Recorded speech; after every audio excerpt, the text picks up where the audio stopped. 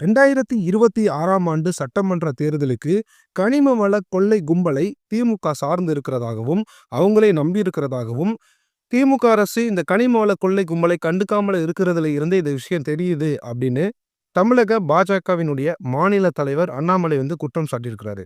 என்னென்ன விஷயங்கள் எல்லாம் சொல்லியிருக்காரு அப்படின்றத தெளிவா இந்த வீடியோல நம்ம பார்க்க போறோம். தமிழகத்துல சமீப காலமாகவே இந்த கனிம வள கொள்ளை அப்படின்றது அதிகமாயிட்டே போகுது. இத குறிப்பா கரூர் கேங் மற்றும் புதுக்கோட்டை கேங் இவங்க தான் பண்றாங்க அப்படின்னு அவர் குற்றம் சாட்டியிருக்கிறாரு. இன்னொரு விஷயம் என்ன சொல்றாரு அப்படின்னா, இந்த கனிம வளங்கள பாதுகாக்கணும்னு போராடுற சமூக ஆர்வலர்களுக்குமே பாதுகாப்பு இல்லாத சூழ்நிலை தான் தமிழகத்துல இப்ப இருக்கு. அதுக்கு காரணமும் திமுக அரசு தான் அப்படின்னு சொல்றாரு. இதுக்கு உதாரணமாக அவர் என்ன விஷயத்த மேற்கோள் காட்டுறாரு அப்படின்னா, புதுக்கோட்டை மாவட்டத்துல கனிம வளங்கள கொள்ளையடிக்கிறாங்கன்னு புகார் கொடுத்த ஜெகபர் அலி அப்படின்ற ஒரு சமூக ஆர்வலர், புகார் கொடுத்துட்டு வீட்டுக்கு போறதுக்கு முன்னாடியே அந்த கனிம வள கொள்ளை கும்பலால லாரி ஏற்றி படுகொலை செய்யப்படுகிறார்.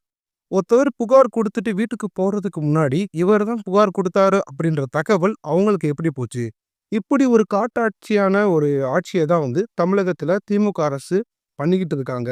அதனால இவங்க திராவிட மாடல் கிடையாது, டிசாஸ்டர் மாடல் அப்படின்னு குற்றம் சாட்டியிருக்கிறாரு.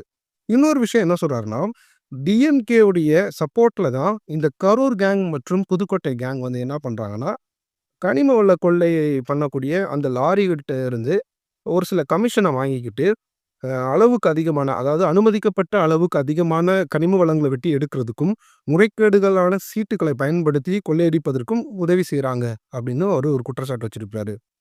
மேற்கு தொடர்ச்சி மலையை மொத்தமா வெட்டி எடுக்கிற வரைக்கும் இவங்க ஓய மாட்டாங்க அப்படின்னுமே அவர் சொல்றாரு. இதுக்கப்புறம் சீரியஸா சில விஷயங்களையும் சொல்றாரு.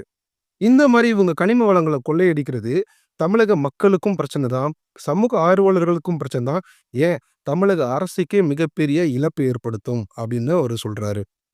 இதோட ஃபைனலா என்ன சொல்லி முடிக்கிறாரு இந்த விஷயத்த அப்படின்னு பார்த்தீங்கன்னா, திமுக ஆட்சிக்கு வந்தாலே இந்த மாதிரி கனிம வள கொள்ளை, நில அபகரிப்புன்ற மாதிரி ஏகப்பட்ட பிரச்சனைகள் போகும். 2006 முதல் 2011ஆம் ஆண்டு ஆட்சி காலத்துல, திமுகவினுடைய ஆட்சி காலத்துல இந்த திமுக காரங்க நிறைய நில அபகரிப்புல ஈடுபட்டாங்க. அதற்காகவே தனியா ஒரு விசாரணை துறையை அமைக்கிற அளவுக்கு நடந்துட்டு இருந்துச்சு அந்த சம்பவம் அப்படின்றத நினைவு கூர்றேன் அப்படின்னு சொல்லிட்டு அவர் சொல்றாரு. அது மட்டும் இல்லாம திமுக அரசு 2026ஆம் ஆண்டு நாங்க தோத்துருவோம் அப்படின்றத தெரிஞ்சு நிறைய பணத்தை நம்ம செலவு பண்ணணுமே அப்படின்றதுக்காக முழுக்க முழுக்க இந்த கனிம வள கொள்ளை கும்பலை நம்பி இருக்கிறாங்க, சார்ந்து இருக்கிறாங்க அப்படின்னு ஒரு குற்றச்சாட்டு வைக்கிறாரு. இதுக்கு அவர் என்ன, இதை எப்படி கனெக்ட் பண்றாருன்னா, இந்த விஷயங்கள் எல்லாம் தமிழக அரசு, அதாவது திமுக அரசு கண்டுக்காம இருக்கிறதுல இருந்தே நம்மளால அது புரிஞ்சுக்க முடியுது அப்படின்னு சொல்லியிருக்கிறாரு. இந்த அண்ணாமலை அவர்களுடைய இந்த ஸ்பீச் பல பேருக்கு எதிர்ப்புகளையும் சம்பாரிச்சு கொடுத்துருக்கு. பல பேர் ஆதரவாகவும் இருக்காங்க. இது இன்னொன்று ஃபைனலாக என்ன சொல்றாருன்னா, 2026ஆம் ஆண்டு தேசிய ஜனநாயக கூட்டணி தமிழகத்தில் அமையும் போது இந்த கொள்ளை கும்பலை நாங்கள் கைது செய்வோம். திமுக யாரெல்லாம் சப்போர்ட் பண்ணாங்க அப்படின்றதையும் நாங்கள் சட்டப்பூர்வமாக நிரூபிப்போம். இந்த முறைகேடாக இவர்கள் சம்பாதித்த பணத்தையுமே சட்டப்பூர்வமாக மீட்போம் அப்படின்னு சொல்றாரு.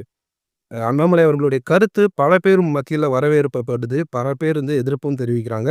உங்களுடைய கருத்து என்ன அப்படின்றத நீங்க மறக்காம கமெண்ட்ல சொல்லுங்க.